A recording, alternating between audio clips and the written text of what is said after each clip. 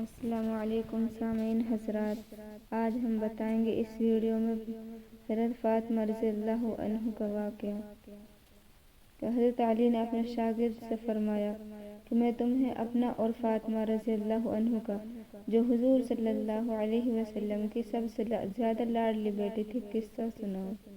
شاگرد نے کہا کہ ضرور سنائیے۔ فرمایا کہ وہ اپنے ہاتھ سے چکی پیستی تھی، جس کی وجہ سے ہاتھ میں نشان پڑ گئے تھے، اور خود پانی کی مشق بھر کر لایا کرتی تھی، جس کی وجہ سے تمام کپڑے میلے کچیلے رہتے تھے۔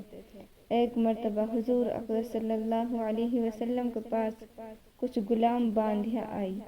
میں نے فاطمہ رضی اللہ عنہ سے کہا کہ تم بھی جا کر حضور صلی اللہ علیہ وسلم سے ایک خدمتگار مانگ لو تاکہ تم کو کچھ مدد مل جائے۔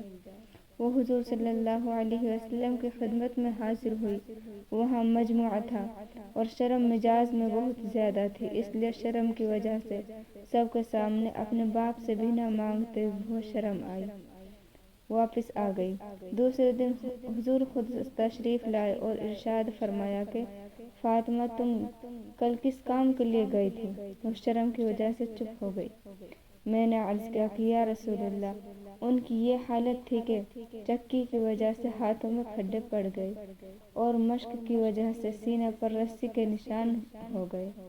ہر وقت کے کاروبار کی وجہ سے کپڑے میلے رہتے ہیں۔ میں نے ان سے کل کہا تھا کہ آپ کے پاس خادم آئے ہوئے ہیں، ایک یہ بھی مانگ لے، اس لیے گئی تھی۔ بعض روایات میں آیا ہے کہ حضرت فاطمہ نے عرض کیا کہ یا رسول اللہ، میرے اور علی کے پاس ایک ہی بسترا ہے اور وہ بھی میڈے کی خال کا ہے۔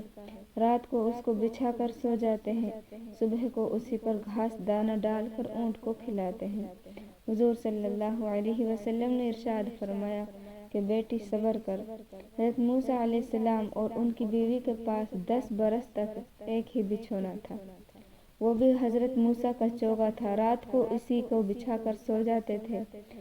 تو تقویٰ حاصل کر اور اللہ سے ڈر اور اپنے پروردگار کا فریضہ ادا کرتی رہے اور گھر کے کاروبار کو انجام دیتی رہے، اور جب سونے کے واسطے لیٹا کرے تو سبحان اللہ 33 مرتبہ، الحمدللہ 33 مرتبہ، اللہ اکبر 34 مرتبہ پڑھ لیا کر۔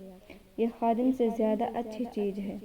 حضرت فاطمہ رضی اللہ عنہ نے عرض کیا کہ میں اللہ سے اور اس کے رسول سے راضی ہوں۔ سبحان اللہ۔